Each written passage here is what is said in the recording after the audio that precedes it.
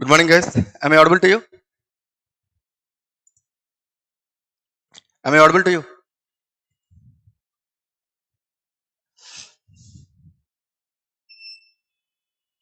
Yes. If possible, please turn on the cameras. Good morning, guys. Good morning. Please turn on the cameras. Thank you. I request more of you to turn on the cameras. So let's make the class a bit interactive, please.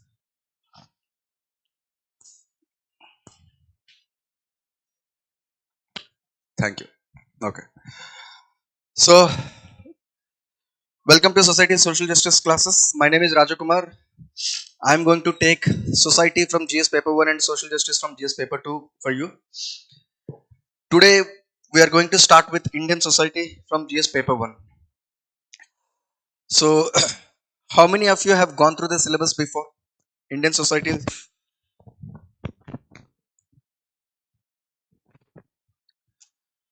Have you gone through the syllabus before? You can use your mic if you want to say anything, or you please type in the comment section.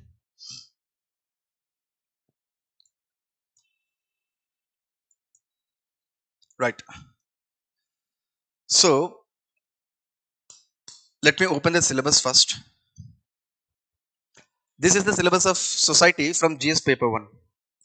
Salient features of Indian society, diversity of India, role of women and women's organization, population and associated issues, poverty and developmental issues, urbanization, their problems and their remedies, effects of globalization on Indian society, social empowerment, communalism, regionalism, and secularism. In fact, all the aspects of society has been well crafted in the syllabus, right? I'll show you the syllabus of GS paper 2, social justice. Welfare schemes for vulnerable sections of the population by the center and states and the performance of these schemes. Mechanisms, laws, institutions, and bodies constituted for the protection and betterment of these vulnerable sections. Issues relating to development and management of social sector services relating to health, education, and human resources. Very important. Followed by issues relating to poverty and hunger.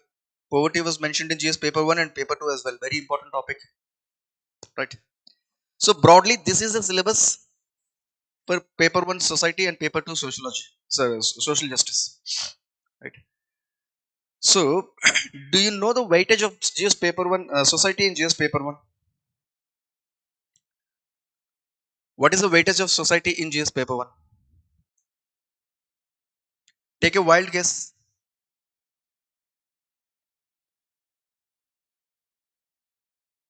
So it is almost 75 to 80 marks on an average. 75 to 80 marks. In fact, last year in 2024, there were 8 questions and 100 marks. That means this subject is as important as other two subjects in the GS paper 1, the history and geography. So it is almost weighing around one third of the GS paper 1. There are at least 6 questions, Out of these 6 questions, 3 are 10 markers and 3 tend to be 15 markers. So on an average, you're going to get 8 questions, 6 questions. So you can answer for about 75 to 80 marks.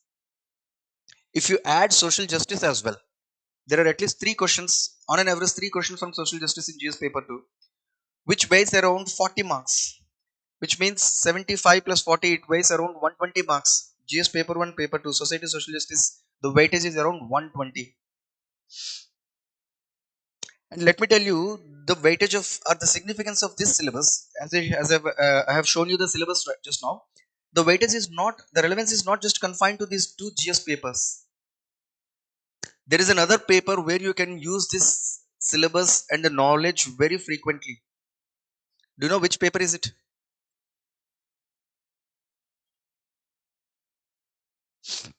Do you know which paper? Essay. Essay is the paper where you can use the information or the syllabus from this GS paper 1, paper 2. Ethics is one thing, yes. essay.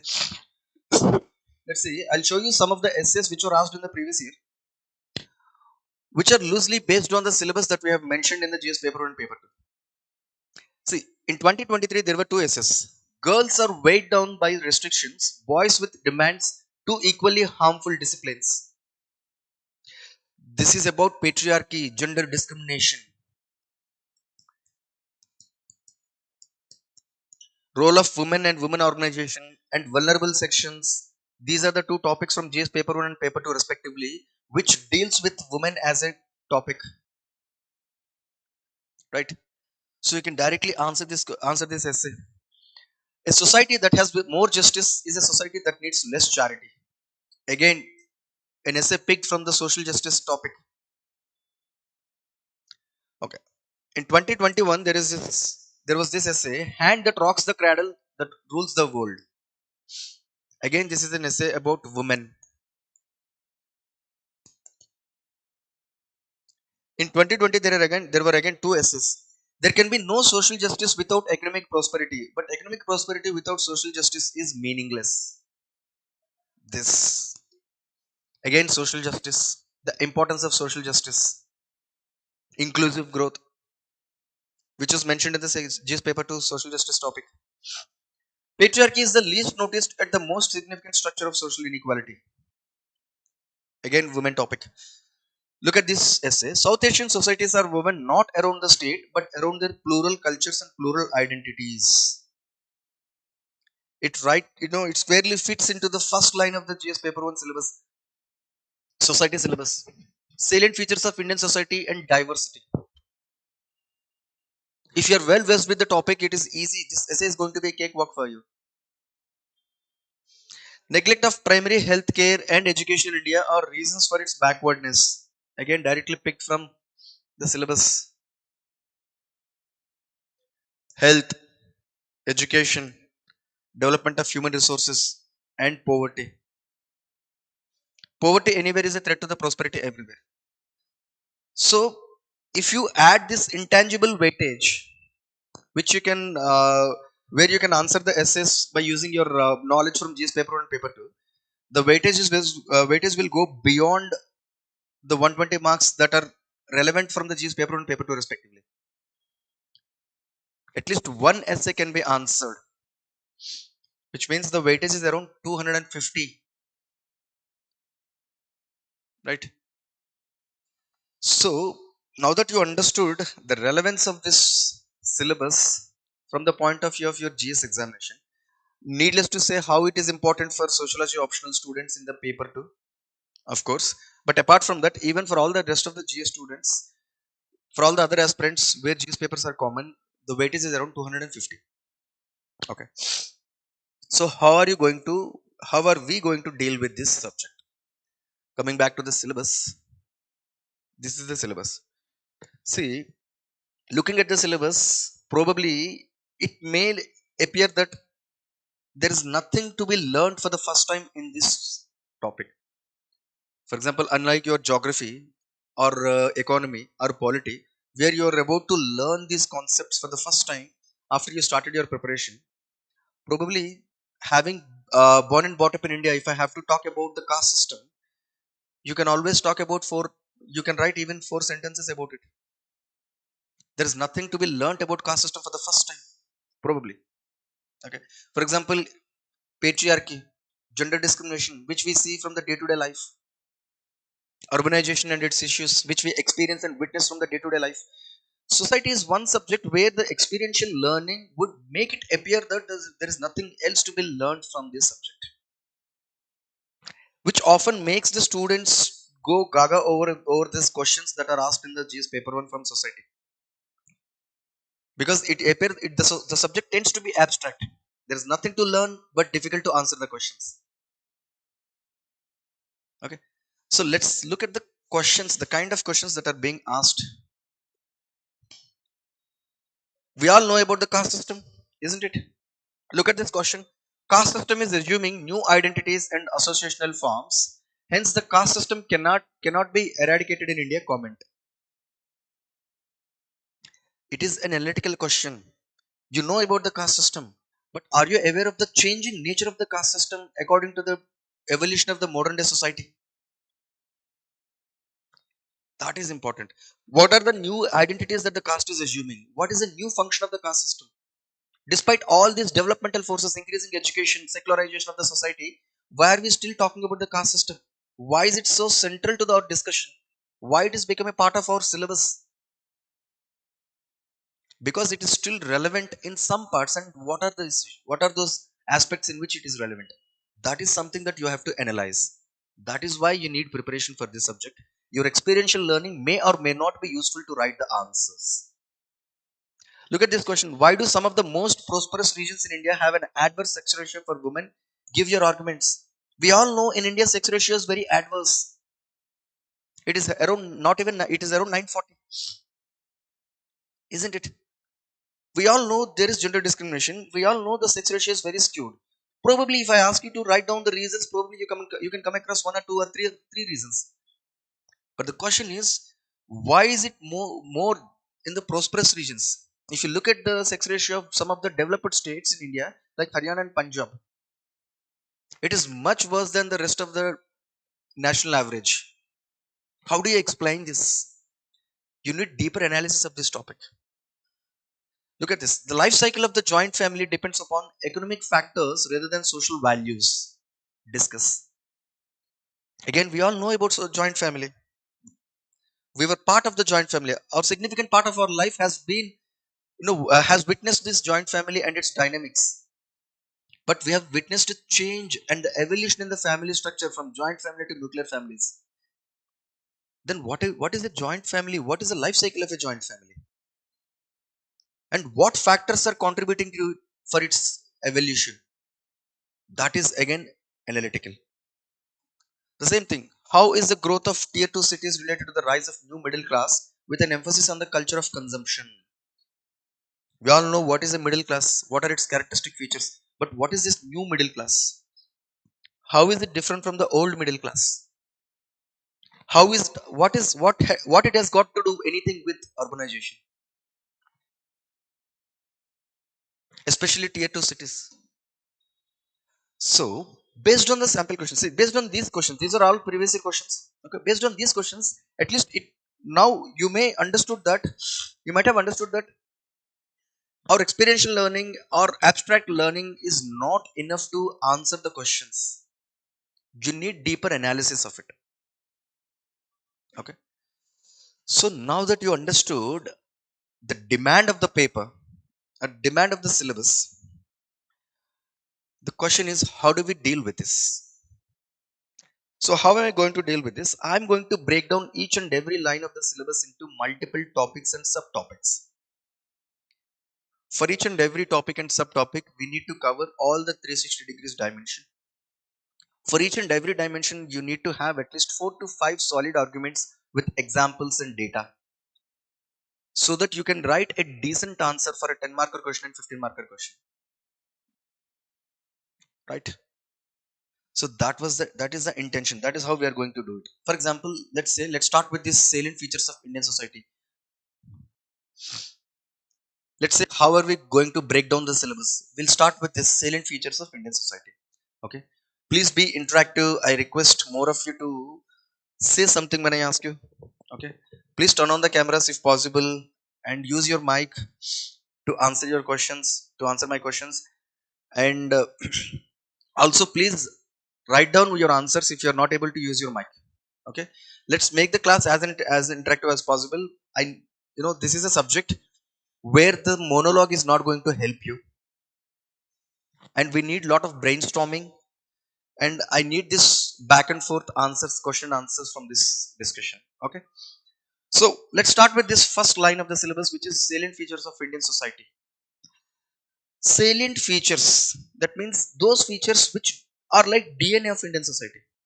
That means without these features you can't define Indian society. So what are these features? If I ask you, what do you think is the most important feature of Indian society, what do you say?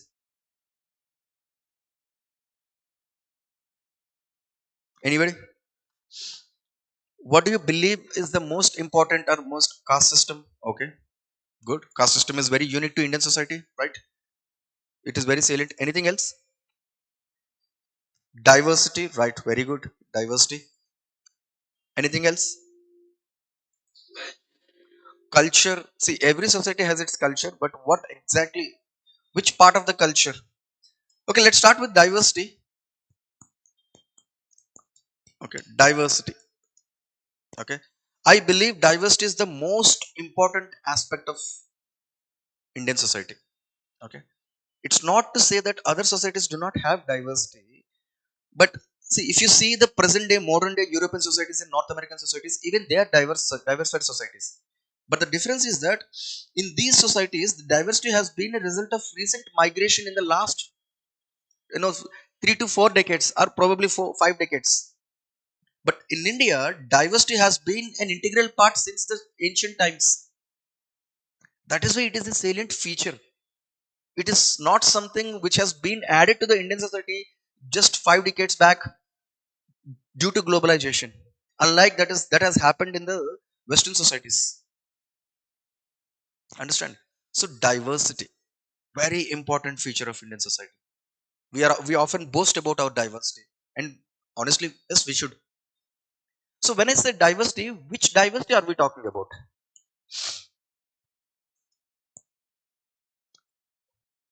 Religious diversity, linguistic diversity, cultural diversity, isn't it? All these are various forms of diversity. Next, as somebody said, caste system. Yes, caste system is also very important feature of Indian society. Okay, caste system, where the Indian traditional Hindu society is stratified into four varnas, which has been manifested and commanded through religion. Right? Four varnas are there: is Brahman, Kshatriya, Vaishya, Shudra. This is the pan-Indian broad framework, four varna framework. However, for each and every varna, there are multiple castes and subcastes. Multiple castes and subcastes. In fact, this hierarchy is constant across the Indian subcontinent, but the hierarchy of these subcastes is never constant. It is never pan-Indian hierarchical framework, isn't it? Okay, we'll discuss about the caste system when we reach the topic in more in detail. Okay, we are just writing about the salient features of Indian society. Right, caste system is the second salient feature. Anything else? Somebody said joint family. Yes, right. You can use your mic and answer. Joint families. Joint family has been a very important salient feature of Indian society. Even today, people may assume that joint families have been replaced by nuclear families. But let me tell you, joint families are still relevant. They have certain ritual obligations. There are certain functions which are still performed by the joint family. In fact, family system has experienced structural changes, but functionally they are still relevant. Okay. Okay. We'll discuss about it. Any other feature of Indian society apart from these three, which you believe that very important, salient?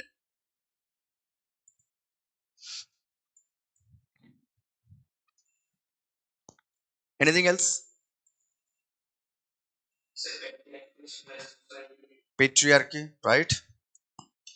Very good. Patriarchy as a value or as a system, it has been inherently in Indian society traditionally. It is reflected in everywhere. It is reflected in our religion. It is reflected in our caste system. What is patriarchy? Literally speaking, patriarchy, rule of men.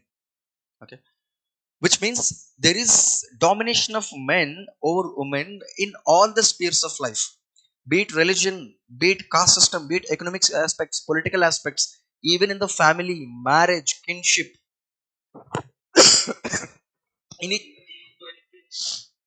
Income inequality is not a salient feature.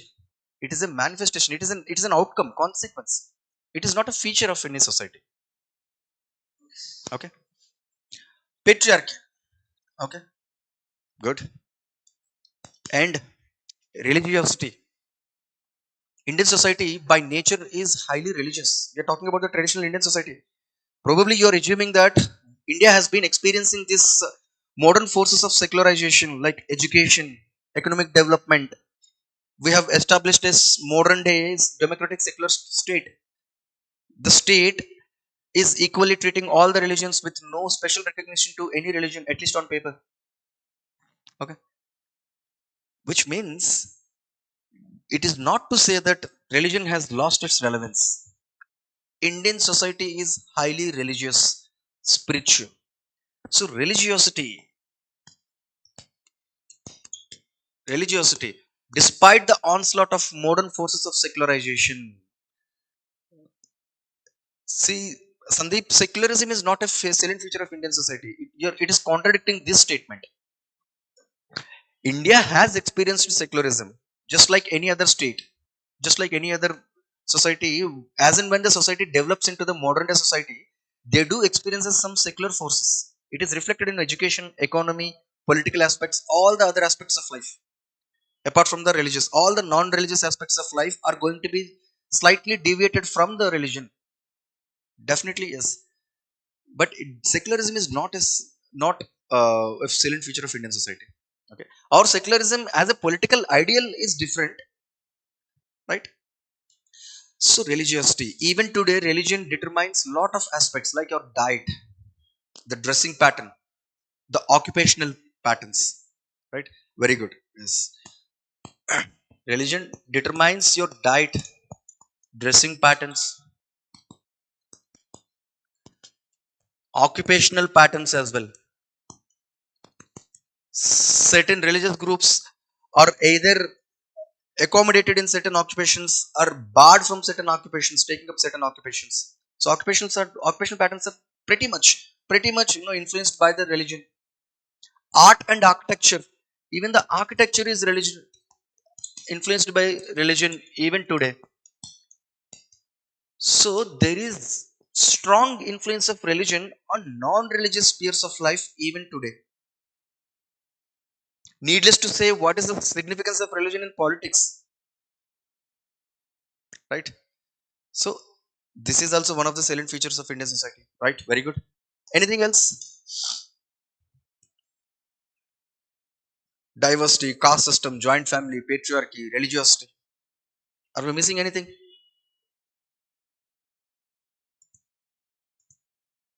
We're missing most important aspect, the value system.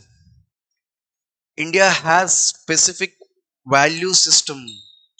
Its value system is so central to all the aspects. Can you tell me what are the values which are very important or very unique to the Indian society, or very central to the Indian society?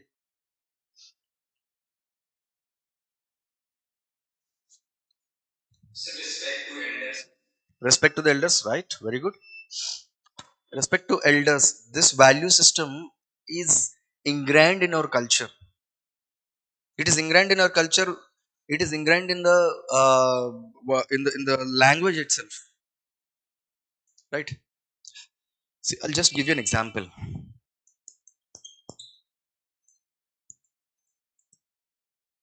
You in English, what does it mean? You're referring to the other person, right? Right. Now translate this into your mother tongues. You will have two variants, right? One is a neutral variant and the other is a respectable variant, which is not there in the other languages. You understand what I'm trying to say? So the respect for elders as a value system is so ingrained. It is a part of your language. It is a part of your language, right? It is seen in there. In most of the tribal societies, even today, in most of the tribal societies, even today, the eldest man in the clan is appointed or is treated as the chief of the tribal clan. It's purely based on the sheer respect the elder elders would command over the clan. Even today, most of the rituals are conducted by the eldest member of the society, eldest member of the families. They have ritual obligations as well. Being the eldest member, there are a lot of rituals we do only to worship our ancestors. During the festival times, we offer, and we worship ancestors. We offer food, clothes. So this respect for elders is seen in language, rituals,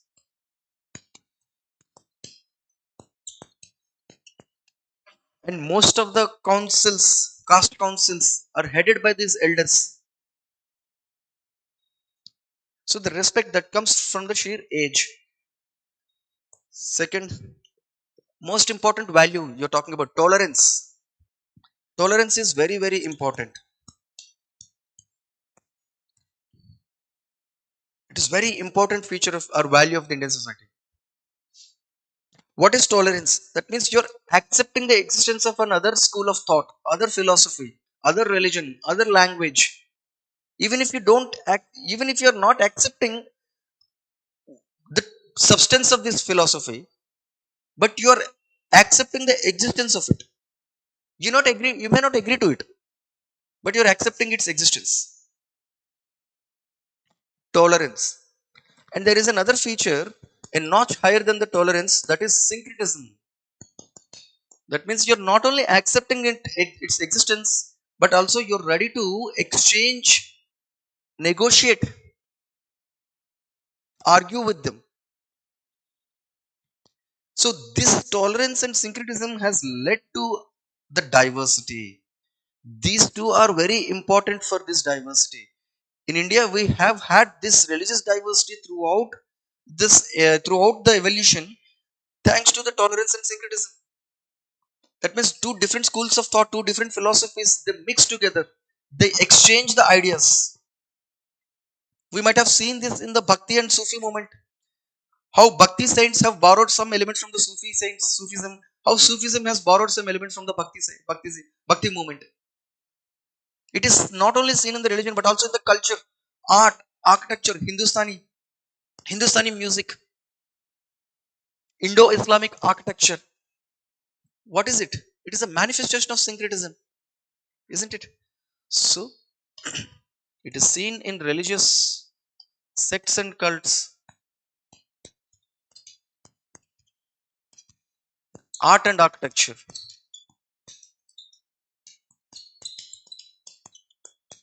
food, everything. So syncretism is also very dear to the Indian society. Any others?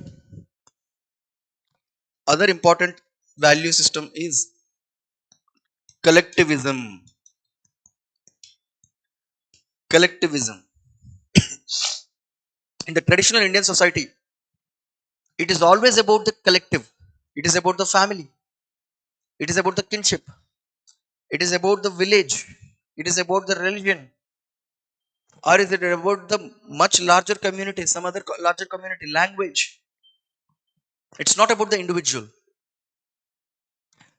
Collective or groups identity, groups interests are always placed above the individual identity and individual interest in Indian society, traditional Indian society. That is why your family, your caste, your religion, your language, all of these aspects, these identities plays a very significant role in Indian society. We have two kinds of identities. One is ascriptive identity, other is achieved identity. Ascriptive identities are those identities which are given to you by birth. That means if you are born in a specific caste, you are identified by your caste. If you belong to a certain religion, you are identified by your religion. These are known as ascriptive identities. In contrast to these ascriptive identities, you have achieved identities. That means what is your class status? Which class do you belong? What is your identity? What is your work? What is your job? What is your wealth? Which you can achieve. Okay. In the traditional identity, in the traditional Indian society, it is always about the ascriptive identity, your collective identity. So this is a double-edged sword. If you see, this collectivism is, it has sown the seed for welfare, the concept of welfare state in Indian society. We talk about the empowerment of the downtrodden sections. Why? because we we think about the group's interest or the societal interest, not about just the individual interest. So the concept of welfare state has emerged from this value pattern, isn't it? But the same collectivism, the same idea, the same value may sometimes go against the individual liberty, individual identity. It may end up violating the individual rights as well. Can you give me any such example where collectivism may go against the individual liberty? Extreme adherence to this collective identity going against the individual identity or individual liberty. Can you give me any example?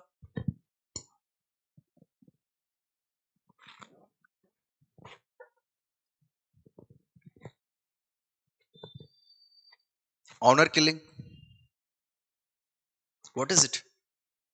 It is about the family identity, caste identity. It's not about the individual liberty, isn't it? So sometimes it may go against individual liberties. So basically, if you see, these are various salient features of Indian society. Its diversity, caste system, joint family, patriarchy, religiosity, value system. In the value system, you have tolerance, syncretism, collectivism. These are the features of Indian society. In the name of religion festival, disturbing others. Yes, right. We have just celebrated Diwali, isn't it? Okay. So let's start with diversity today. Okay. In fact, this is most important, and it has been specifically exclusively mentioned in the syllabus as well. Salient features of Indian society: diversity. Okay. So let's start with diversity. The first and foremost, we are talking about the extent of diversity, and then we'll discuss about the reasons for diversity, and then we'll discuss about the potential advantages and potential challenges to the diverse due to the diversity in India. When you cover this topic in its 360 degrees dimension, you can answer any question. Okay. So first and foremost, let's talk about the extent of diversity. What kind of diversity do we have in India? Religious diversity, first and foremost. Religious diversity. Can you give me examples of the religions? Hinduism, Buddhism, Jainism, Sikhism, Christianity, Islam, right? So there are certain religions which were born in India, and there were certain religions which were added into the Indian soil through immigration, through invasion, through migration, right? So that has enriched diversity, religious diversity in India. Okay. Example, yes, those religions which are born in India. That is why even in the Hindu constitution, Buddhism, Jainism, Sikhism, Sikhs are all of them are considered as Hindus in the Article 25 and 26, if you see, right? And Islam, Christianity, etc. See, whenever we talk about religious diversity, we only think about these major religions. But there are certain group of religions which are there, which have been in existence since time immemorial, since ancient times. You know what are these religious patterns?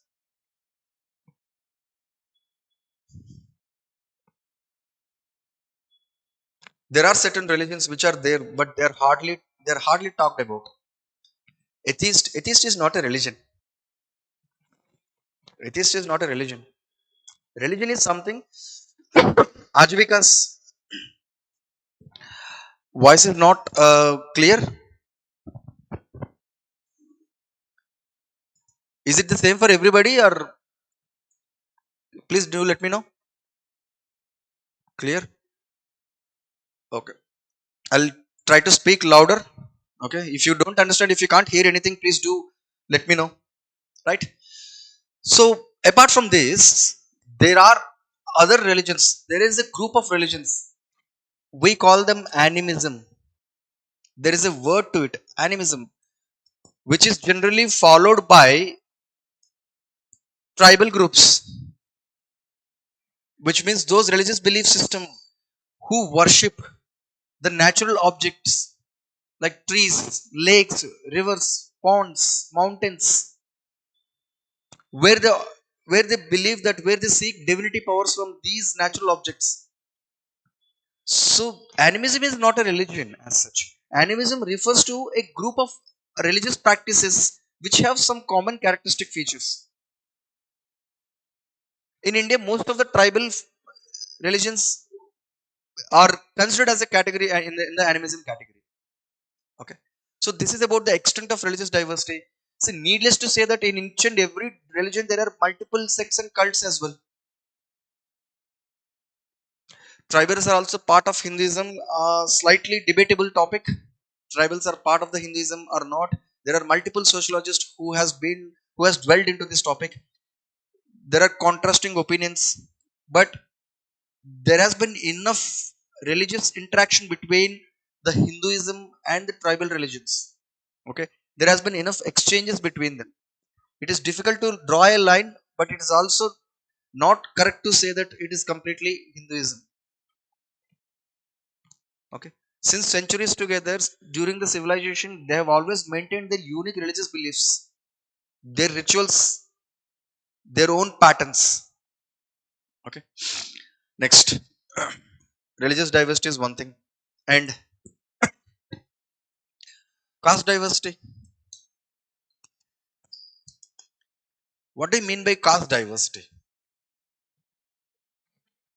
See, as I said, caste comprises of these four varnas like Brahman, Kshatriya, Vaishya, Shudra, isn't it? In each and every varna, there are multiple castes and subcastes, right? So the hierarchy of caste and subcaste has never been static, unlike this varna framework. In the entire subcontinent, if you go to the throughout the subcontinent, you may come across these castes, these varnas, but the varna hierarchy has always been constant. It is textual, but the caste and subcaste, their hierarchy is highly contextual. Okay, so that is why there is huge, great deal of diversity with respect to the hierarchy. It is very localized, right? And also, caste has a strong influence on your dietary patterns. Caste has a strong influence on your dressing patterns, dietary patterns, rituals, the way kind of rituals that are celebrated, the kind of conducted by certain caste groups are different from the other caste groups, isn't it? So that is why I say caste diversity. Caste has shown great deal of diversity, not just in its structure but also in its culture. So caste-based cultural diversity, caste-based structural diversity, right? Next, anything else? Linguistic diversity.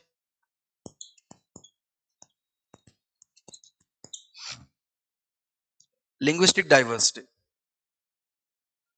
According to the census, there are more than 121 languages in India which are spoken by at least 10,000 people each. Right? There are more than 120 languages which are spoken by at least 10,000. If we add all the languages, it goes to around somewhere around 20,000. This is the extent of linguistic diversity in India, right? So, linguistic diversity. Anything else? Racial diversity. You know about racial diversity? In the Indian subcontinent, you find all kinds of races. Can you give me some examples? Aryan, Dravidian, Mongoloids, Proto-Australoids, isn't it? See, this is racial diversity.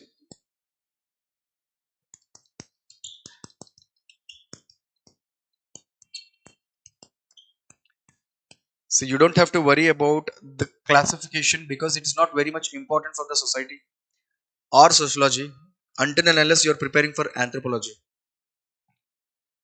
There is a great deal of discussion with respect to the right classification of Indian population into these racial categories, right?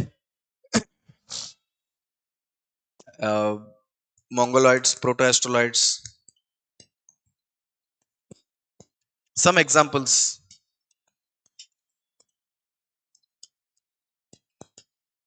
Okay.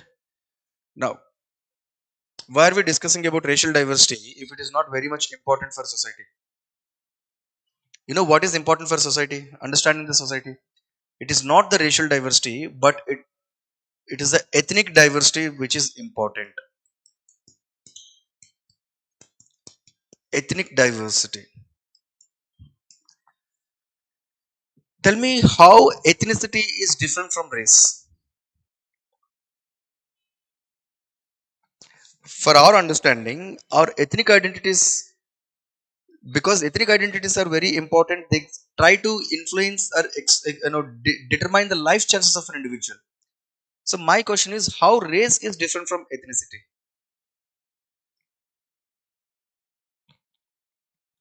Any idea?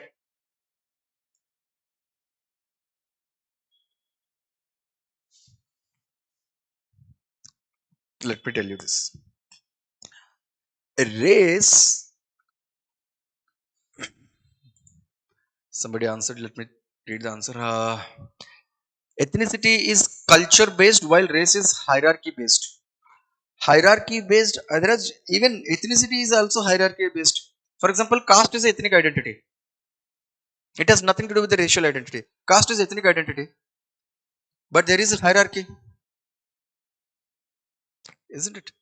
See, race is a biological classification of population. Biological classification. That means you are classifying the population based on the biological characters, the physical appearances, right? The physical appearances like skin color, hair, eyes, or anything. Basically, other physical characteristics, right? Can you give me examples? Examples of race we have already discussed. If you get into the global races, Caucasians, Hispanics, blacks, there are multiple,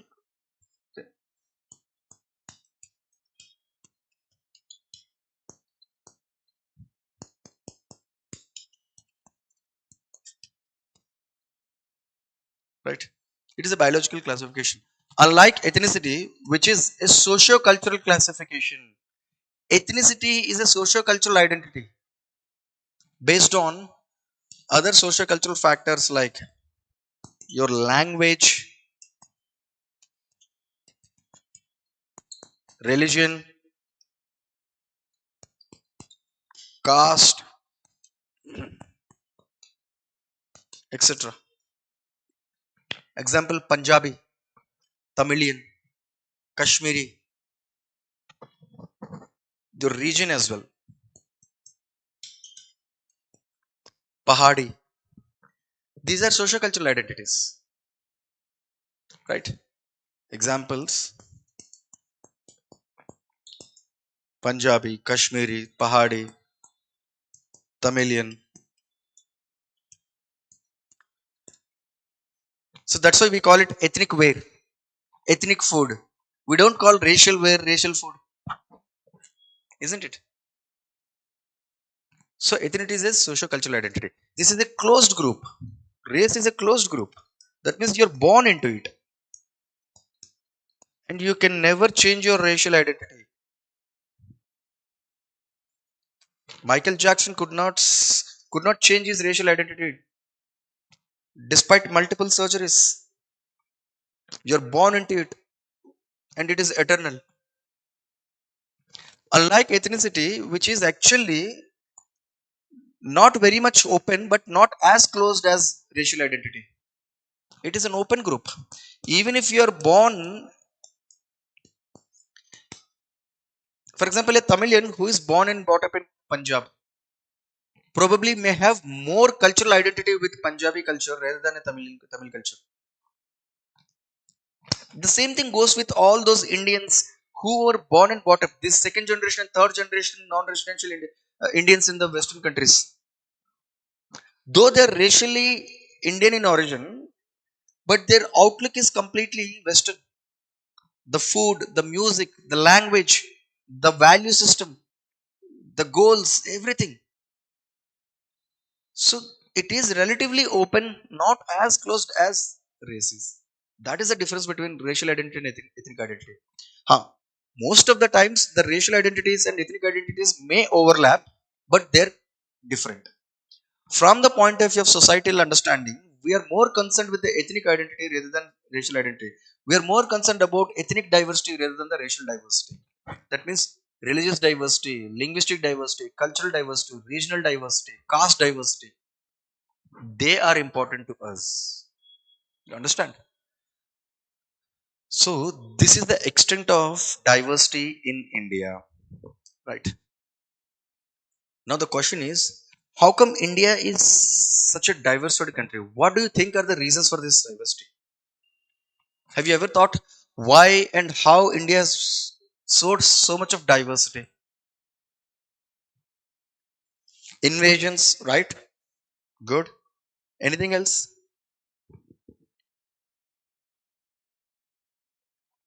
Because of mixture of trades, invasion. Okay, fair enough. Invasion, migration. Okay, fair enough. Anything else? Is it all about? Is it only because of the invasions? Geographic. Yes.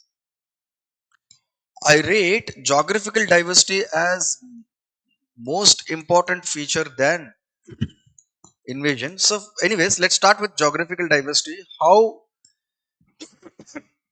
it has actually geographical features very good actually. Geographical features are geographical diversity. Yes, Tanu.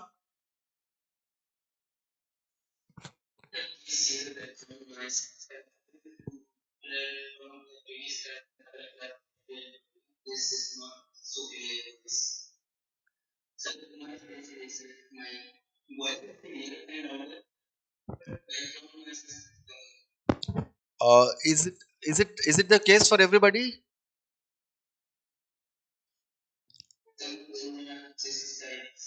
Oh, let me ask everybody. Is the voice not clear, audible, or is there any background noise to it?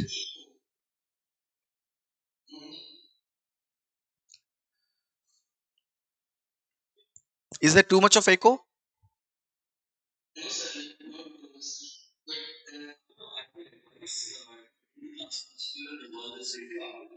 Okay, okay, okay. So next, geographical diversity. So the geographical features. India is known for its geographical diversity. A land of from tropical, subtropical, temperate, all kinds of geographical features are there. We have rainforests, plains, arid regions, semi-arid regions, deserts, and also mountains, different biomes. Yes, right. So they have a strong influence over the culture. That means these geographical aspects do have a strong influence on dietary patterns, dressing patterns,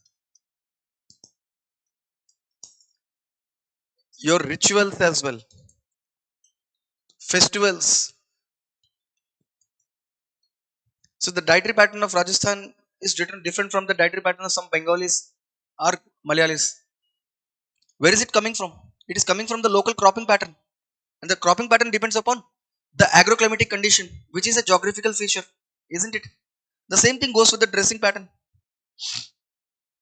right? The dressing pattern of Kashmiri might be different from Punjabis or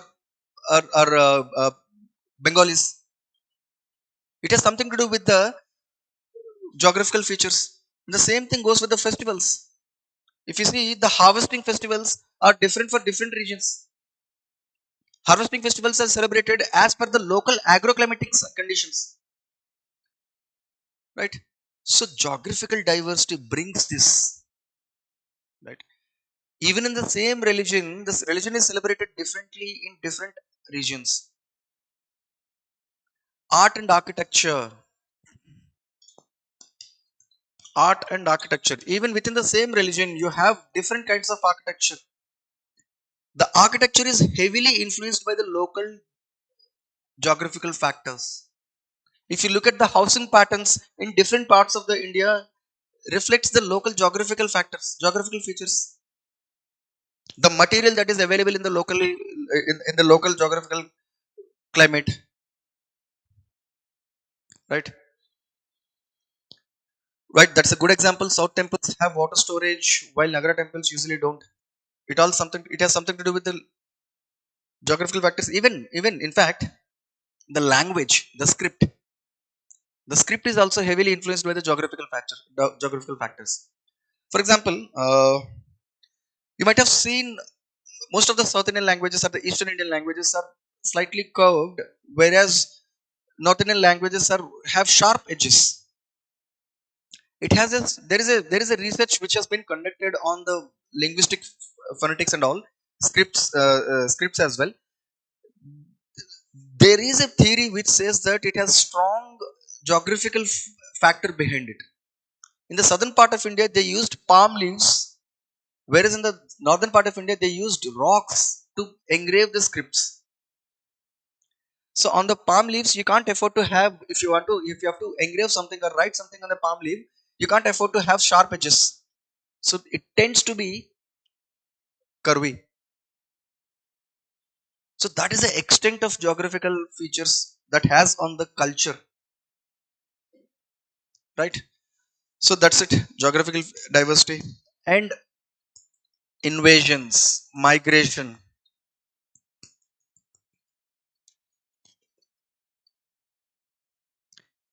India had been invaded. It has been invaded by multiple Greeks, Persians, Europeans.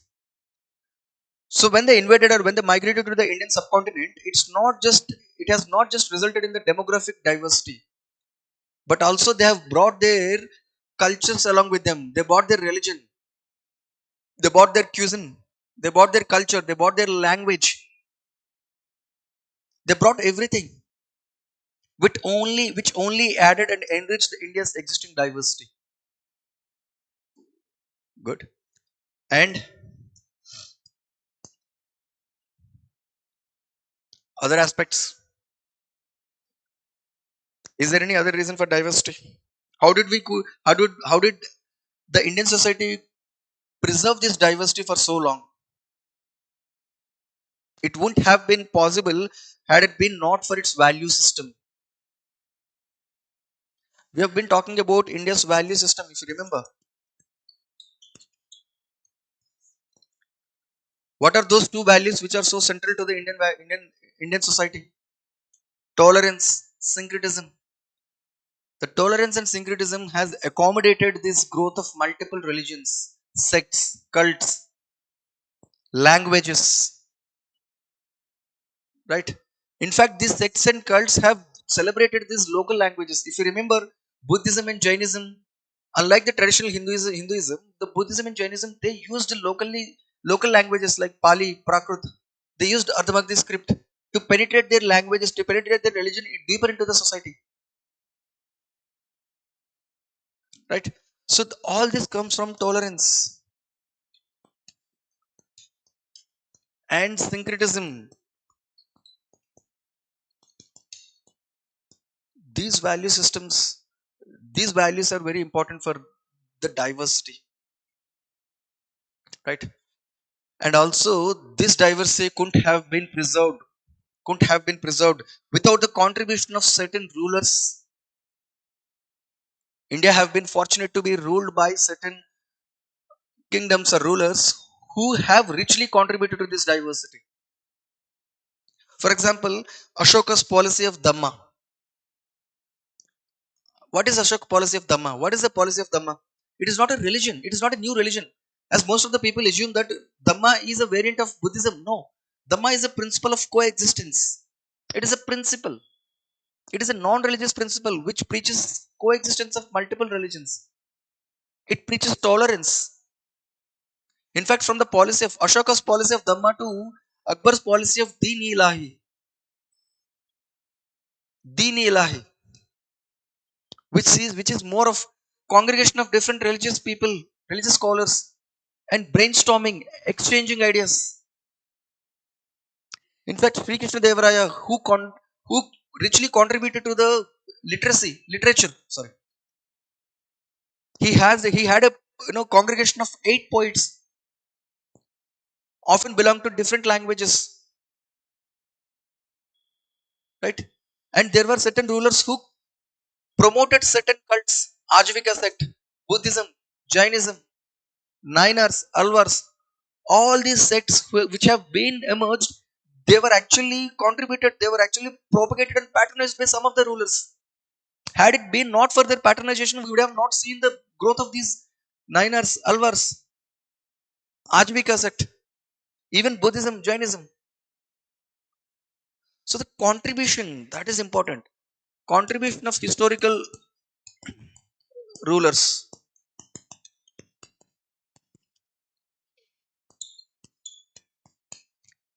This has richly contributed to the religious diversity, linguistic diversity, cultural diversity, growth of new sects, new cults, new languages, isn't it? This is important, right? However, this value system, this diversity, this contribution by these rulers, it has been carried forward. It has been carried forward by the leadership of Indian national movement. I believe Indian national movement has richly contributed to the diversity as well. Can you tell me how? Can you tell me how Indian national movement has contributed to the diversity?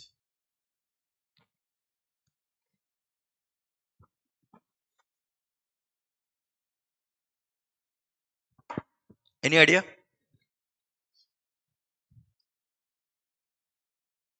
Starting INC president from different religions. That's a very good observation. Yes, Sandeep. Starting INC presidents from different religions, different regions as well. Each and every INC session used to be conducted at each and every region, if you remember. Every year, INC session has a specific location. Sometimes north, sometimes east, sometimes west, south, northeast. Right? See, Indian national movement wanted to. The leadership of the Indian national movement had a job at hand. The job was to inculcate the sense of nationalism among the masses. In fact, the nation was still in the making. There was no concept of India back then. Each and every region had its own identity. People were showing allegiance to their regional identity. Of course, the political unification and economic unification that was actually contributed by the British rule was taken forwarded, and the national movement had inculcated the sense of nationalism that we belong to an abstract identity known as India. That is why we often say nation was still in the making. Nation was still in the making. It was a project of the Indian national movement to make a nation which was non-existent before. That nation comprises of all the identities. The nationalism was India's nationalism was never ethnic nationalism. It was civic nationalism. That is the beauty of India. Because our nationalism is not based on religious identity, linguistic identity, any ethnic identity. So the Indian national movement incorporated all kinds of all people belonging to different languages, religions, regions, castes, classes. They wanted to broaden the social base of the national movement to fight against a common enemy, and they inculcated a sense of nationalism, which is not ethnic nationalism, unlike our peer nations in the neighborhood, Nepal, Pakistan, Bangladesh. If you look into these nations, their ethnic identity, there the nationalism is based on an ethnic identity, either religion or the language, right? So this has contributed to our diversity. And this legacy has been reflected in constitution. So constitution is also an important aspect or a document which has actually contributed and sustained this diversity. Can you tell me which part of the constitution has actually reflected and accommodated the diversity? Article 28, 29, 30. Very good. First and foremost, the secularism, the idea of secularism that was incorporated in Indian constitution from Article 25 to 28. The state is not identified with any religion, and state maintained equidistance from all the religions. So with no special treatment to any religion, there is a specific there has been enough climate, conducive climate for the growth of all the religions. Even today, every 10 years you come across a new sect and new cult. All those new sects that are adding into the religious landscape. Hare Krishna movement, Brahma Kumaris, Radhe Swami Marg. All these are new sects, new cults which are adding up because there is a conducive climate, because the state is not repressing on any religion. That's secularism. And also there is federalism. It may not be a strict federal country, but it is quasi-federal country. The states were given with good powers. So each and every state has got powers to preserve their own culture, their language, isn't it? This followed by linguistic reorganization of states. Linguistic reorganization of states. See, the beauty is, as we said, India's nationalism is not based on any ethnic identity, but states were allowed to be carved based on ethnic identity. You understand you understand it? You understand the significance of this project? Each and every regional group, each and every linguistic group could carve out a separate state for themselves. And thanks to the federalism, the state has got its own powers to rule itself. It has got legislative powers, executive powers, and also the financial powers. That means you have given freedom to each and every linguistic group to govern itself within the broad framework of India as a nation. So the federalism, linguistic reorganization of state had strengthened this diversity. That has preserved the diversity. So if there is a question, you need to answer this: how constitution has actually and the post-independent policies taken by the leadership has actually contributed and accommodated this growth of this diversity. Even cultural and educational rights given to the minorities, Article 29 and 30. Each and every minority group has a right to preserve its culture, preserve its promote its educational interest. They can manage their educational institutions. These are cultural and educational rights given to the minorities. So, irrespective of your demographic size in Indian society, you have enough chances to preserve your culture. Fifth and sixth schedule.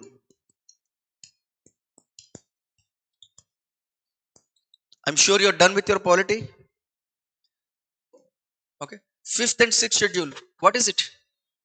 Separate provisions were given for the administration of the tribal pockets, the tribal regions.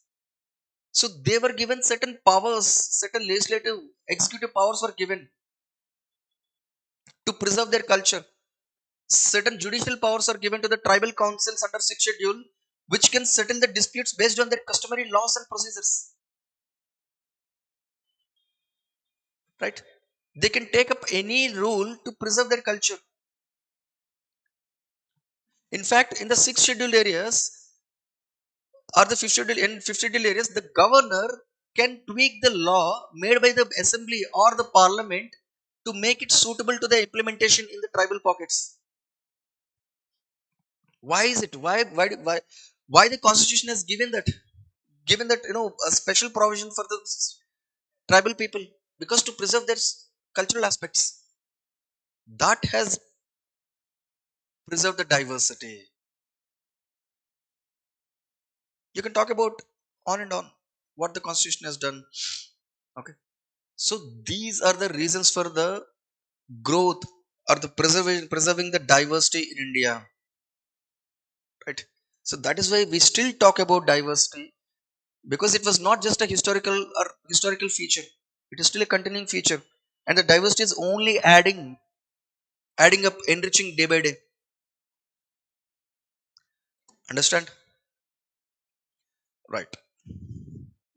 Now the question is, we discussed what is diversity, what is the extent of diversity, and what are the reasons for diversity, and how did we preserve this diversity for so long, thanks to the nationalism, thanks to the constitution, and also contribution of, say, historical rulers and our own value system, geographical factors, invasions and migrations, all these features. Fair enough. Now the question is, why do we care about diversity? The question is, why are we even discussing this topic? Why is it a part of the syllabus? Which means there is some significance to it even today. See, we often boast of our diversity, but the question is why? What are the advantages?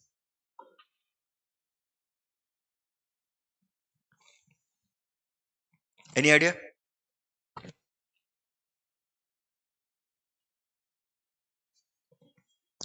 That is the next question. You can expect a question on this topic as well. Because there are says, because people of different cultures, religion, origin, and various others are living together. Yes, they are living together. So they are living together in social harmony. Very good. They're living together. So fine, that's good. So what else? What else is supposed to be done? Do you think see, my question is uniting India? Okay. So you think diversity is important for uniting India? Don't you think homogeneous societies are more easy to manage compared to the diversified societies?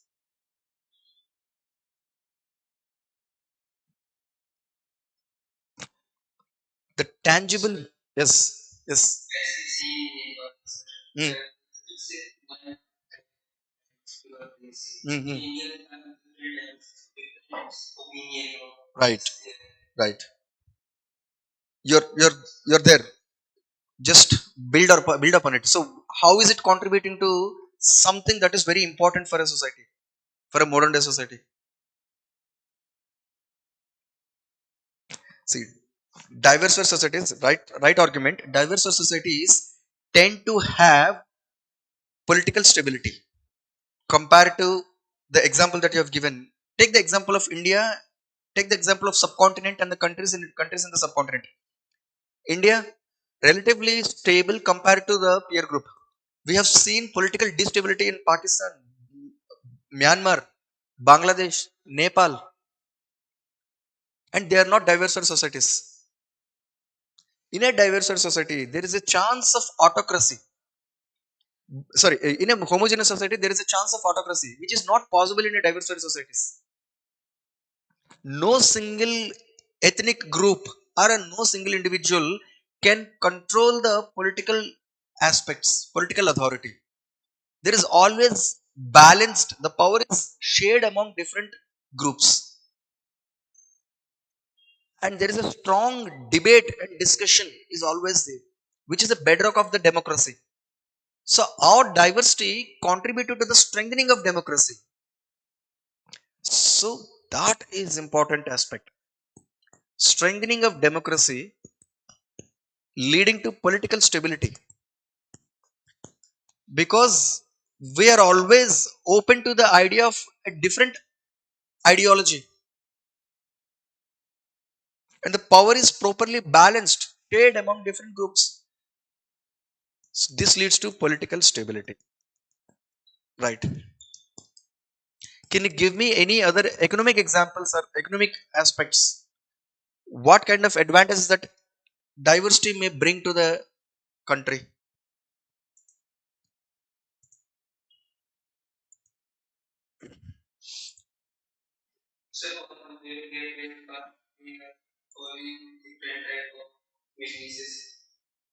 Different type of. Okay. Mm, okay. Okay. GDP growth with interstate collaboration. Okay. But for interstate collaboration, why do we need? Uh, why do we need diversity? Joshua says different professions and diversified lifestyles. Is it adding anything to the economy? Think of it. Tourism or diversified, especially not just the geographical diversity. I'm talking about the cultural diversity. It is a major or important factor for tourism. Why do you think the white people come to India? They want to see this cultural diversity, the vibrant culture. If you see during the Kumbh Mela time, how people have come to witness the Kumbh Mela, isn't it? So tourism, there is an economic advantage, right? And also the diversified the society, the enrich the knowledge system is trying enrich the traditional knowledge system. In India, we have wide range of tribal groups. There are around more than 700 tribal groups in India. Each and every tribe has their own traditional knowledge. That traditional knowledge is very important for modern day scientific research and development. So the traditional knowledge,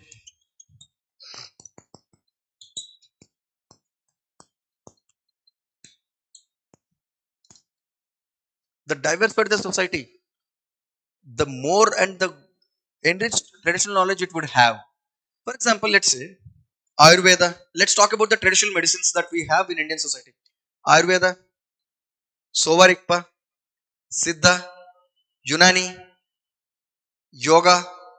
All of them have come from certain ethnic background. Ayurveda comes from Hinduism. Unani has come from Muslims. Some Muslim ethnic. It has ethnic background. Sovarikpa. It has got ethnic background. So the diversified the ethnic groups, the better the traditional knowledge. It's not about just about the medicinal practices. The traditional knowledge is very important for multiple things. Medicinal practices, cropping patterns. Each and every tribal group has a certain cropping pattern. Their irrigation patterns are different. In fact, they are the one who preserve the traditional indigenous seeds. Right. So this is important for the modern day scientific knowledge, scientific research and development. In fact, if you remember, if you know, most of the tribal people, their traditional knowledge has been exploited by the MNCs, and they made medicines out of it. And that is why in India, the government had taken the initiative of digitally storing the information, traditional knowledge. You might have heard about TKDL, Traditional Knowledge Digital Library. The government had started this project, codifying and digitally storing the traditional knowledge of most of the tribal people, tribal societies, tribal groups, and patenting them so that if anybody exploits it, they have to pay royalty to the local tribe. Right? Tribal preserving the forest, conservation practices, we call it conservation practices. Right, very good.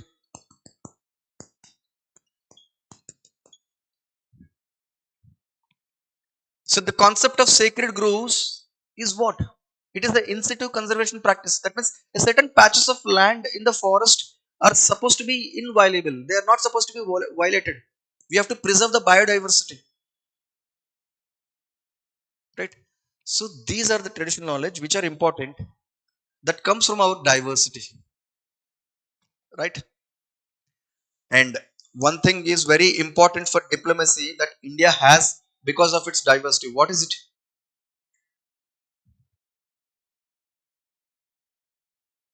That is what important in the important for international relations. Soft power.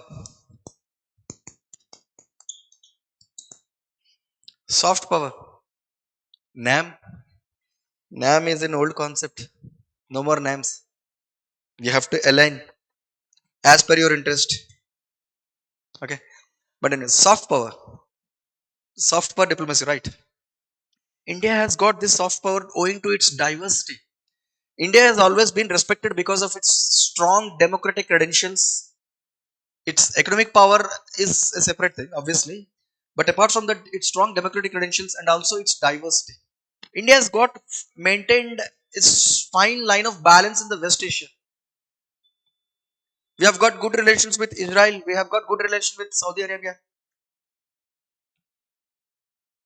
because we have got decent population of both the religions in India.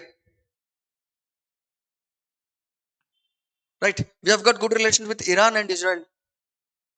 We maintain that balance thanks to our diversity. Right? India has got strong,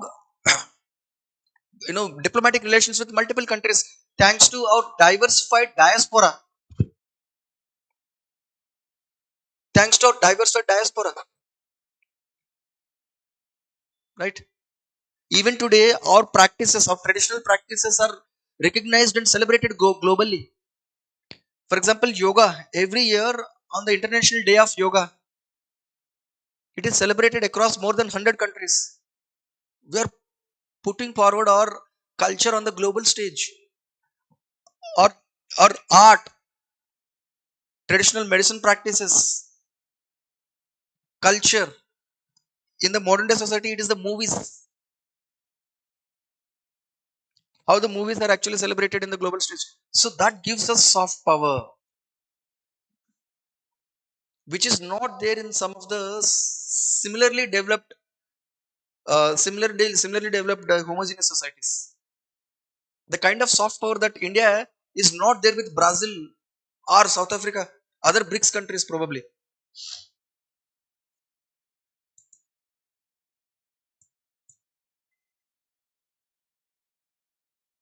Right. Next, remittances. If you remember, I was talking about the diversified diaspora. Each and every ethnic background will have a specific location, specific destination of migration. For example, if you see, obviously, we all know that Canada is the favorite destination of Punjabis, isn't it? Like how Gulf countries are favorite destination of Malayalis, isn't it? Right. The same thing goes with respect. In fact, we see significant members, significant representation of Tamils in the Southeast Asia. Right. Thanks to our diversity, thanks to our diversity, we had diversified our diaspora as well. This diversified diaspora has richly contributed to remittance income. India is the largest remittance receiving country in the world. $120 billion per year is being received by India through remittance income. See, see 30, 40 years back, the remittance income used to predominantly come from only the Gulf countries. Now, thanks to our diversified diaspora, we are receiving the similar amount of money from Europe, North America, and also Southeast Asia. This was possible because of our diets, right? And also, diverse societies are known for innovation. Innovation is important for scientific development of a society. Tell me how diversity enhances the spirit of innovation in a society.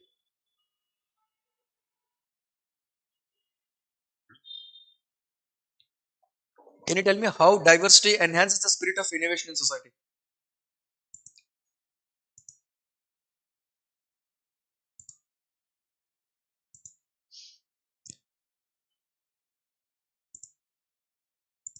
See, simple.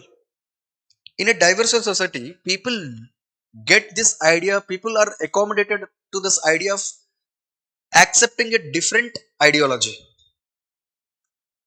And there is a great deal of exchange between different ideologies. This leads to debate. There is always a thesis and an antithesis. And the brainstorming between these two will always lead to a synthesis. There is always an ideological brainstorming. New ideas are always fermented in this. New ideas are fermented in this.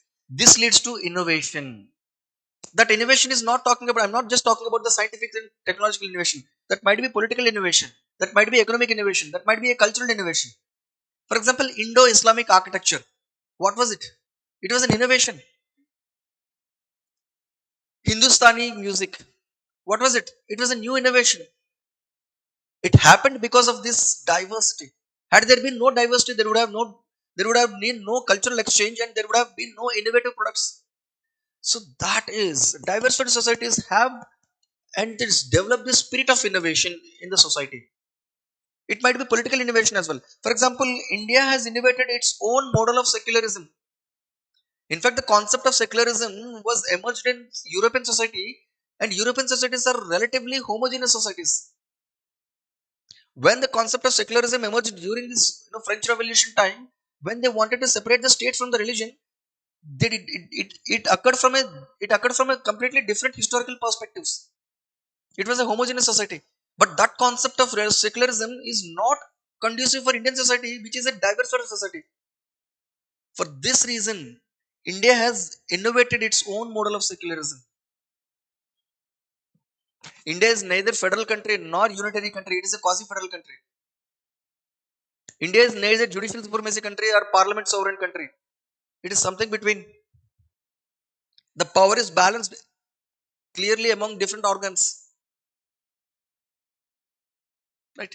So this is innovation, economic innovation as well, scientific and technological innovation. So this is important. So this is the significance of diversity.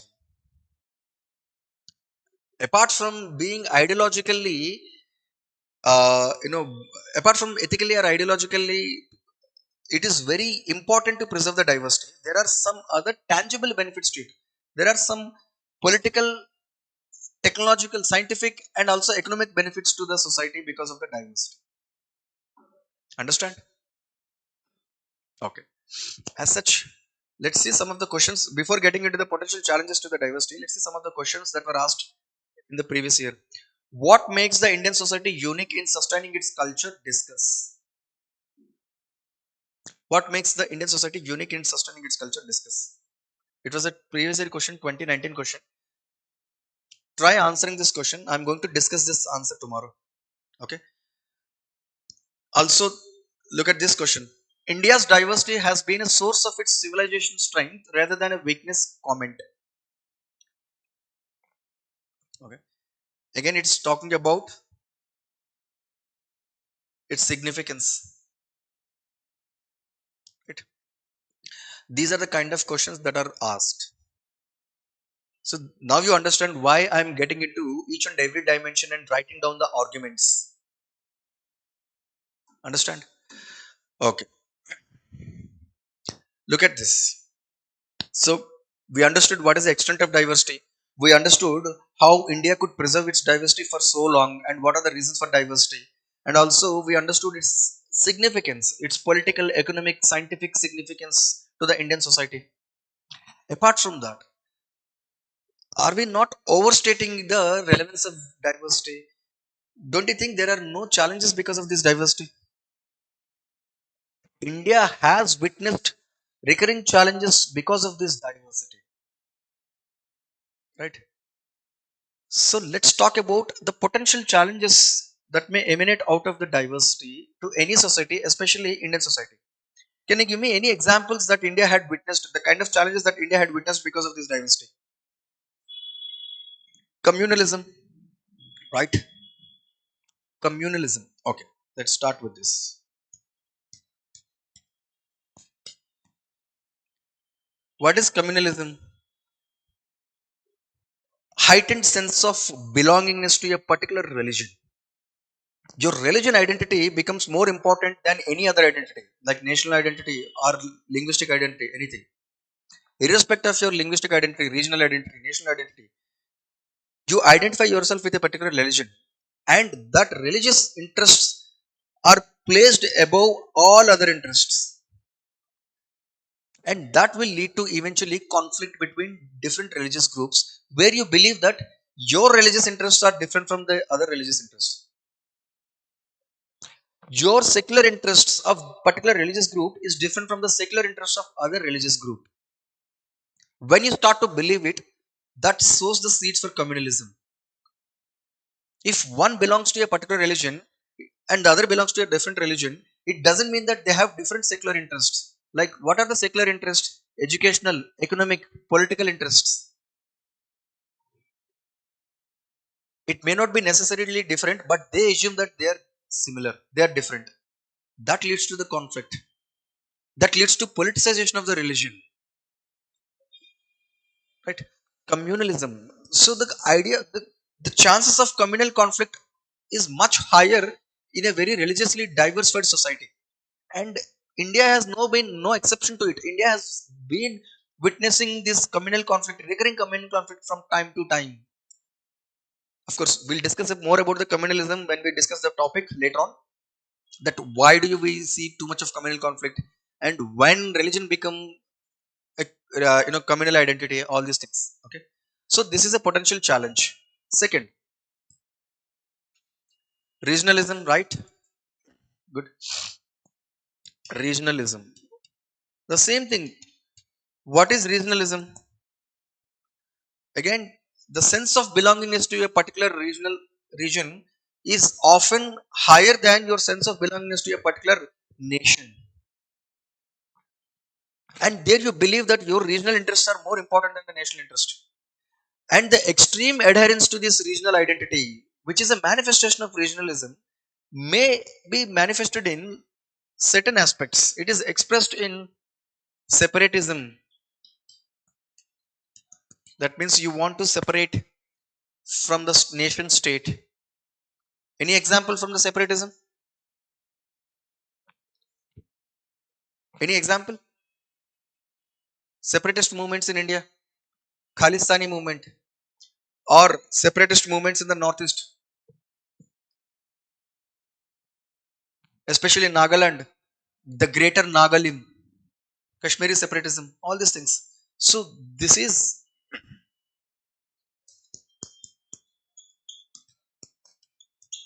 Khalistani movement, greater Nagalim, all these are separatist movements. Naxalism militancy is not separatist, they're insurgent groups. So the next is insurgency. I'll come back to that. We'll do it next. Regionalism is also reflected in demanding for special autonomy, like separate state. So demand for separate state,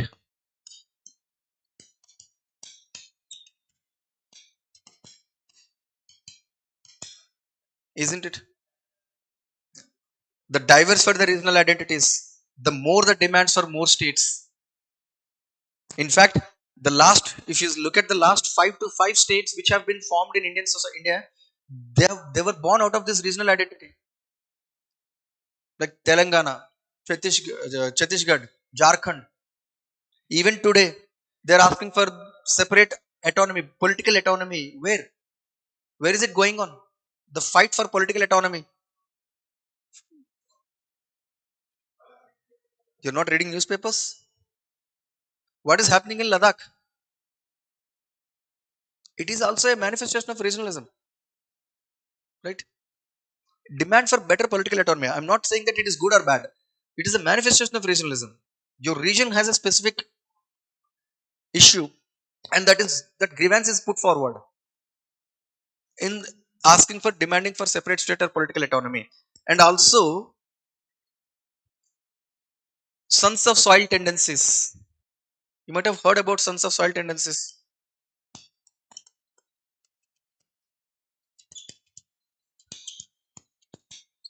Sons of soil tendencies,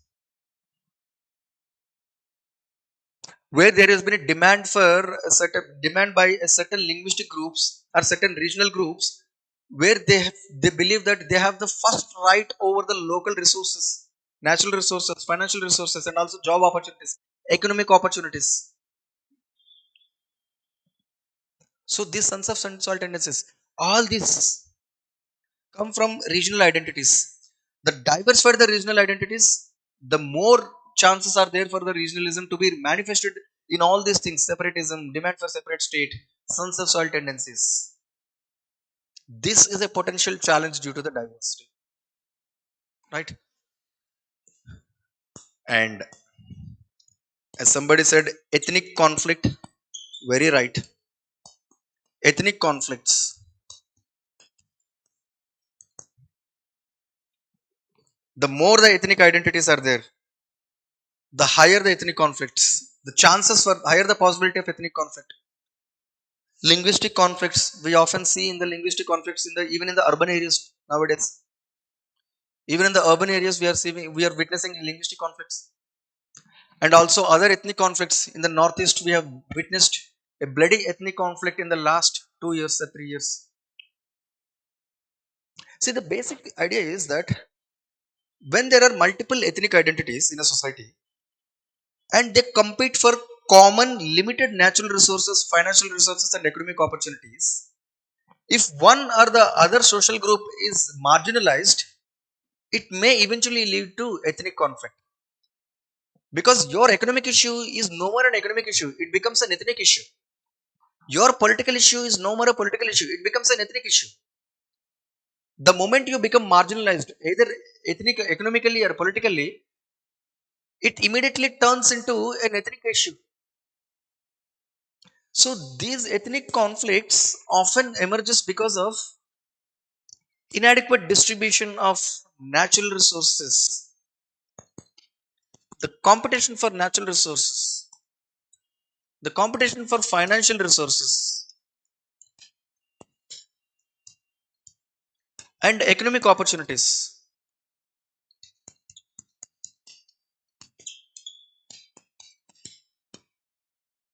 It is always the fight for the land, fight for the jobs, fight for water. For example, a normal water issue between two states may eventually lead to an ethnic conflict. The Kaveri river water dispute was supposed to be an administrative issue between two state governments, but eventually it has become an ethnic conflict between two different linguistic groups, isn't it? That is what. So the diversified the identities, the more the possibility of ethnic conflict, even for a non-ethnic issue, right? Okay, just a second. Resource sharing issues like forest produce and minerals. That's true. Resource sharing issues is true. Okay, and the ethnic conflicts also happen when the government takes up some sort of assimilation policies, forcible assimilation policies. When the government doesn't respect this ethnic diversity, it will eventually lead to ethnic conflict. For example, there is a state where there are multiple languages are spoken, but you have made only one language, and that is compulsory in that particular state for the as a medium of instruction. Obviously, it will become a source of strife and conflict by the local by the minorities. What happened in the West Bengal? The West Bengal government had imposed Bengali in the non-Bengali region, which is the Darjeeling, Gorkha land. There are certain districts, Kalimpong, Darjeeling, which is considered as Gorkha land. The forceful imposition of the Bengali in Gorkha land has revived this ethnic identity among the Gorkhas, and they fought against the government. Right? Yes, right. How certain South Indian states are also fighting against the three language formula, assuming that there is a perceived threat to the linguistic diversity. So the idea is when the state fails to accommodate these ethnic interests, when there is a perceived threat among themselves, there is a perceived threat that their culture is being eroded. When the language is eroded, the culture is eroded, their identity is going to be eroded. So that leads to assimilation policies of government also lead to such kind of ethnic conflict. So these are potential challenges that may emanate out of the ethnic diversity.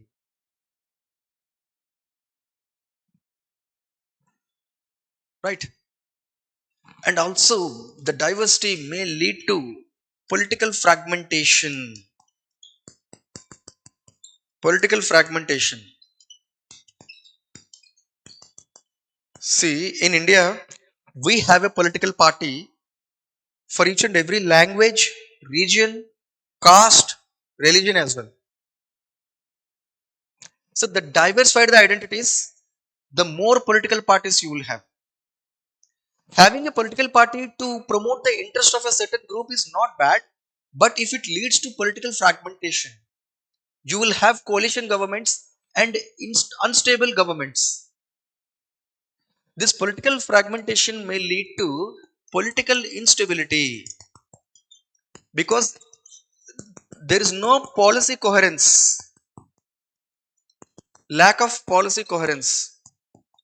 For example, we have, let's say, a regional political party which is only catering to the interest of that a particular language or a particular region.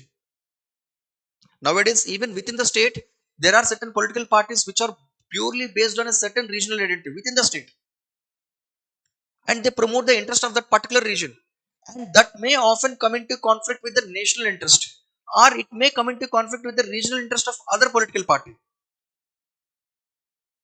When this both these political parties become a part of the government, when these both the political parties become part of the government, where is the coherence in the policy? One political party is representing one regional interest, other political party is representing other regional interest, and both of them formed a coalition government, and where is the policy coherence among them? And if any conflict arises, it will eventually topple the government, that becomes political, that leads to unstable government. So this diversity is often politicized, and it may lead to the political fragmentation, which will eventually destabilize the political setup, and which will drop the state of its policy coherence. It will impact the sovereignty of the state. So these are potential challenges due to the diversity, right? So these are the challenges. It becomes very difficult for the state to manage the diversity. Okay. Now, see, what are we trying to discuss? In the previous slide, we said that there are some advantages to the diversity. Now, here we are talking about there are challenges to the diversity. So, is diversity good or bad to the Indian society?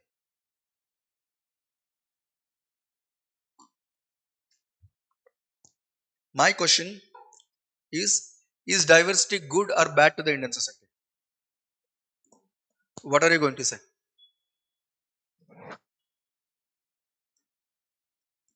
Neutral? You can't have a neutral answer. At least don't say some neutral answer, but don't just say neutral. Good with both pros and cons. Okay, safe answer. Good with some restrictions. How do you restrict diversity? Good with restrictions. Okay, how do you restrict diversity? What is it? Because we are good with some, we are living in diversity country. Okay, good, good, good, good. Okay. See, the thing is, there is a reason why I use the word potential. There is a reason why I use the word potential. What is it? Diversity can have a net benefit provided that people don't get polarized. Right? People don't get polarized. See, the thing is, problems may come, but there is a chance to solve it. Right? Right. So the thing is that mere existence of diversity, let me rephrase it, mere existence of diversity may not invariably lead to all these challenges.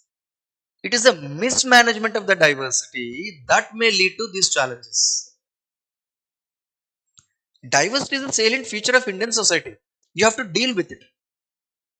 The idea is not to pick problems with the diversity. Because you like it or not like it, this is a salient feature of Indian society. So you have to deal with it and you have to make the best out of it. You can't do anything. So there are certain benefits of diversity. However, if you mismanage it, these are the potential challenges. So why and how this mismanagement may occur? That is the question. So there is a question on this topic I have prepared. Just look at this question. There is a reason why I'm asking this. Do you think that India's socio-cultural diversity pose a threat to its social harmony? Justify your arguments or answer with suitable arguments.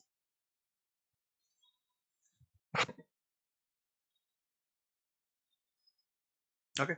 How are you going to answer this question? In the introduction, just talk about the diversity of India, the extent of diversity in India. India, the diversity has been a salient feature of Indian society, which is known for its religious, linguistic. India is a tapestry of religious, linguistic, caste, ethnic diversity. Okay. In fact, this diversity has been a source of its civilizational strength owing to its benefits given to the traditional knowledge, soft power, political stability, economic benefits. However, then you will get into the body. However, there are certain potential challenges that may emanate out of this diversity.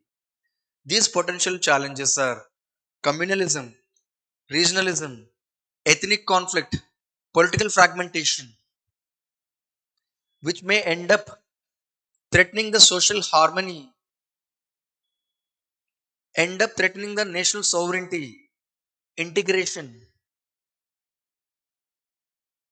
However, it is not to say that mere existence of diversity is a threat to this.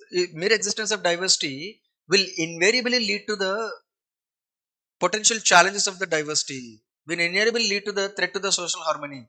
It is the mismanagement of the diversity. So, when do you think that diversity become a threat? There are certain reasons.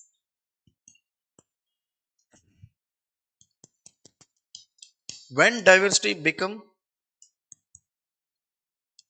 a threat, when you can when you cannot manage it, imbalanced regional development, when the growth is not inclusive, imbalanced regional development,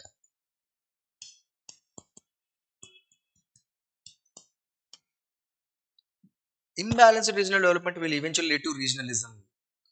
Why do you think there is a separate state demand in Telangana? Why is there again? Why still there is a separate state demand for Vidarbha? It is an imbalanced regional development. A certain section of the region or a geographical region was marginalized in terms of their economic representation or economic growth, then definitely they develop a sense of regional identity because they are the marginalized. Marginalization will always revive the identity among themselves, revive a group identity among themselves. Then they fight for their group rights. This leads to regionalism. This may lead to separatism.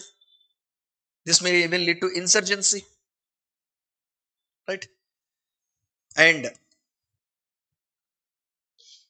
inadequate political representation. Inadequate political representation.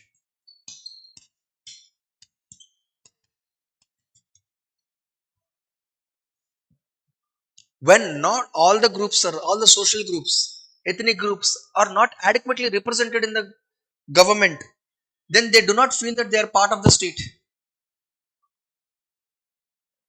So they don't have enough voices to put forward their concerns in the assembly, in the parliament. So they always ask for political autonomy. The demand for political autonomy often may turn violent. It may lead to emergence of insurgency. So that is the thing, right? And inadequate or imbalanced, we can say,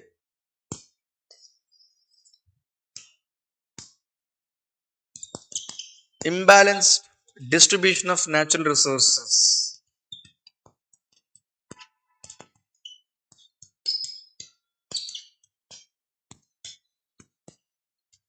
If there is no social equity in terms of distribution of natural resources, it may lead to conflict.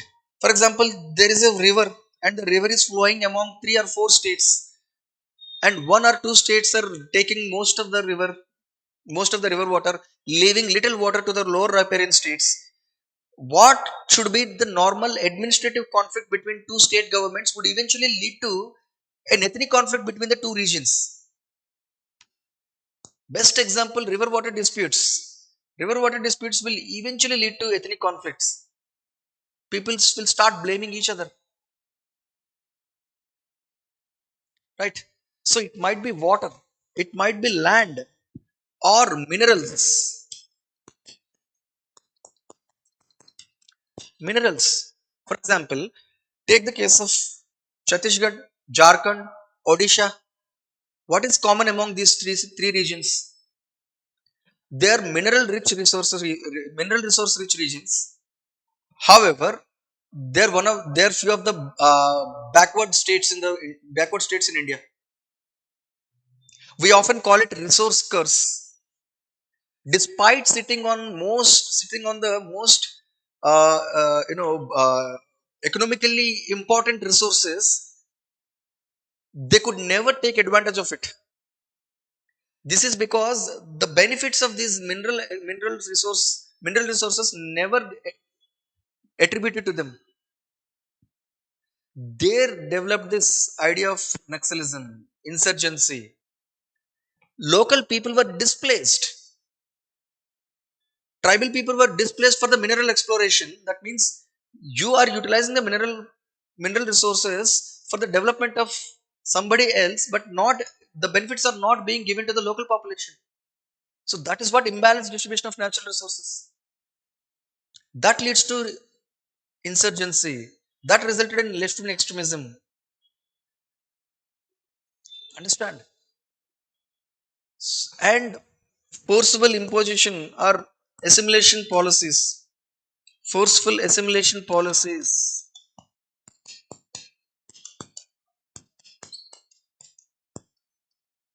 Forceful imposition of the language, dominant culture, not allowing the minorities, ethnic minorities, tribal people to celebrate their own culture and festival, putting restrictions on them, putting restrictions on their dietary choices, putting restrictions on their occupational patterns, and not allowing them to putting restrictions on their rituals. You're forcefully asking them to let go of their culture. That gives a perceived threat. This lead to threat perception is going to be increased, that we are going to erode our culture. The culture is going to be eroded. Then a group identity is going to be emerged among themselves and they'll fight for their rights. That may lead to communalism. That may lead to communalism. That may lead to violent manifestation, violent struggles, agitation. Right? So it is this. And politicization of the religion, politicization of ethnic demands,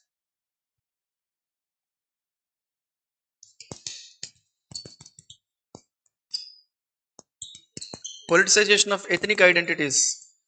See, when you have all these objective factors, you need subjective opinion. Somebody is there to take advantage of these objective factors. So you are objectively marginalized. But that is not just enough to go for a violent strike. That's not just enough to go for a social movement. Somebody is going to inculcate that yes, you're marginalized. So who is going to do it? The political parties.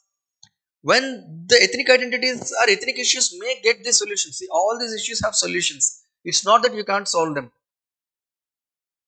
Provided political autonomy, give them certain extra powers to the local decentralized organizations.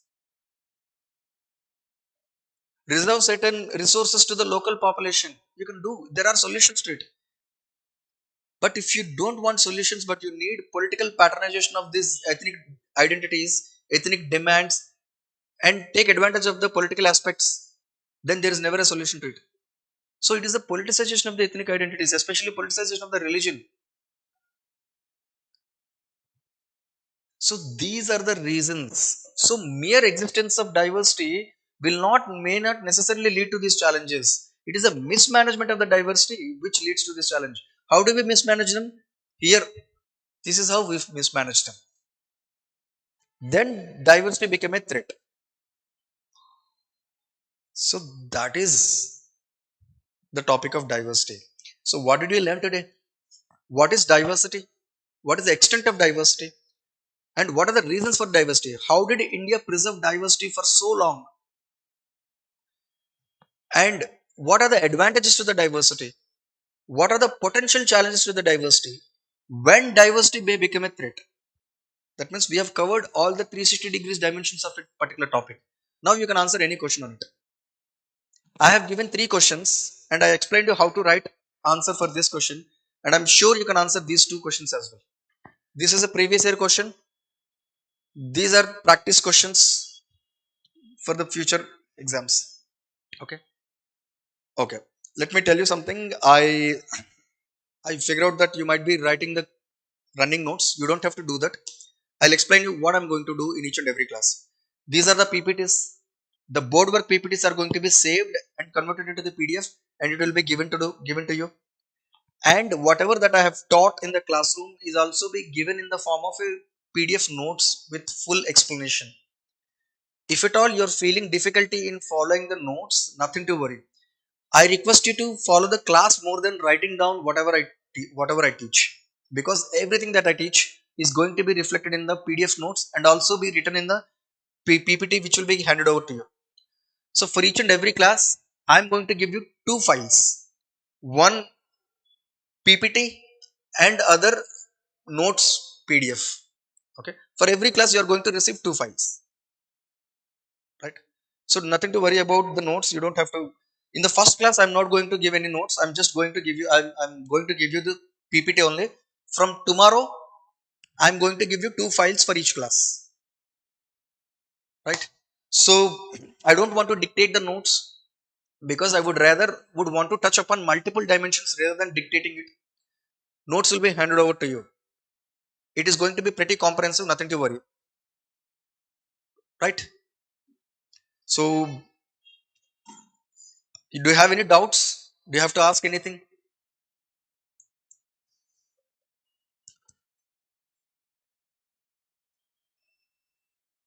Any doubts? You don't have to read any books as of now. Just go ahead with the flow. Okay.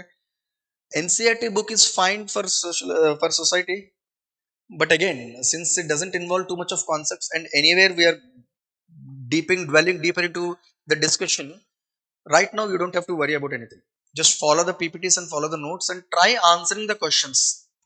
I request you to answer the questions, right? So start developing this habit of writing the answers based on the content that I'm giving. Okay. Any more doubts? We need to focus answer writing with general answers. See, arguments supported by examples. A fact or a data or an example should always substantiate an argument. If it is not based on any argument, that fact, for sake of it, is not going to give you marks. It's not going to get you any marks. For example, if I'm saying that as per census, there are more than 200 and more than 200 languages, 120 languages, sorry, more than 120 languages which are spoken by at least 10,000 people, I'm establishing an argument there. The argument is that we have linguistic diversity, right? So no need to write any notes, running notes. If you want, you can write it. It's completely up to you. But if you look at the notes that I'm going to give you from tomorrow, you will understand. You don't have to write. For today, I'm going to give you only the PPTs. From tomorrow, I'm going to give both the PPTs and PDF notes. Okay. That's a request to shift to YouTube private videos than Zoom meetings, sir. That's more interactive and familiar if possible. See, Mehak, you can interact here as well. So you can unmute yourself and ask questions. You can type your answer. You can type your questions in the comment section. I'm going to address your questions as well. So you can use your mic. It is a closed classroom, so we can have the interaction. I'm sure you'll get used to this. Okay. Okay, guys. So that's it. If you have any concerns or if you have anything to ask, please do let me know. That's it. That's it with the class. Let's meet tomorrow. Thank you. Thank you very much. See you guys.